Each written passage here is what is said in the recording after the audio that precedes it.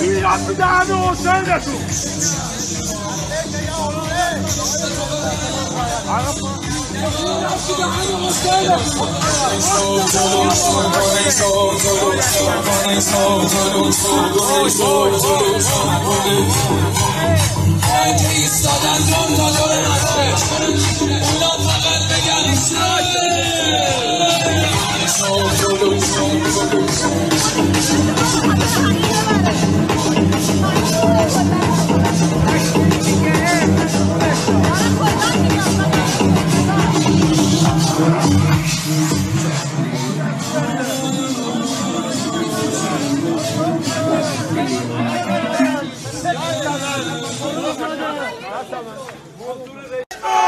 لعنت بر عسکری، لعنت بر صاحب الزمان،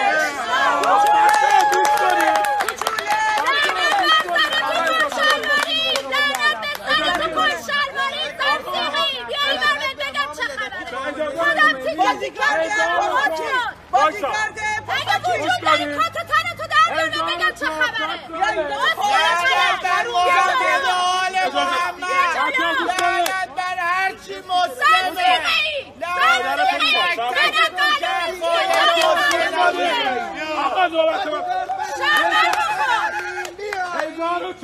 سال دارن دنبال مهدی میگردن دورده خواه رفته تو چای عرض بابا به ما چه رفتی داره ما میرینیم روش میرینیم 1400 سال بچه ها گوش کنید بچه ها برادر گوش کنید ریدم تو کدت برگرد بچه ها گوش ما روبروی مسجد امام علی هستیم در هامبورگ مرکز تروریستای جمهوری اسلامی و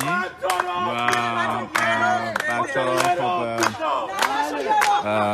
در حالا اعتراض به حالا محرم و اسلام و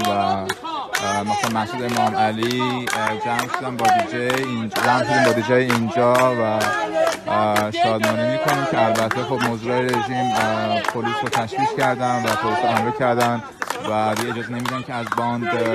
استفاده کنیم ولی بچه ها بدون باند هم دارن به این شادمانی و پایکوبی رو روی مسجد ادامه میدن.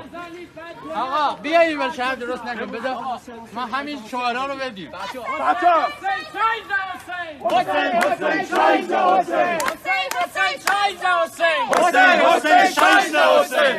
اسلام رو پله کردن مردم رو زله کردن اسلامو پله کردن مردم رو زله کردن اسلام رو پله کردن مردم رو زله کردن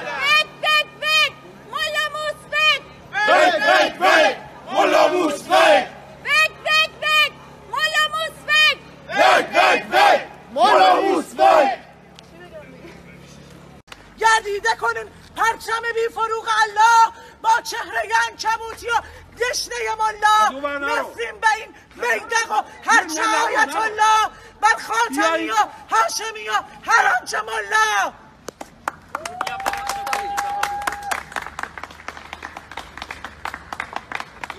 جهت داد پرچم حیوان آوردی مطمئن باشید پرچم شیر و خورشید مجدد بر فراز ایران بلند میشه زنده باد ایران زنده باد ایران پرچم آوردی تر زدی تر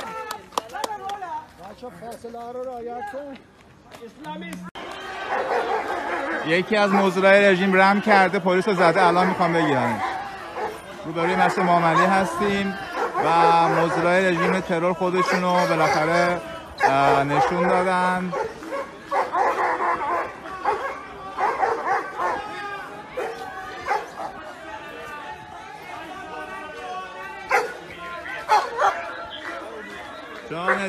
جان دلم برو بخورش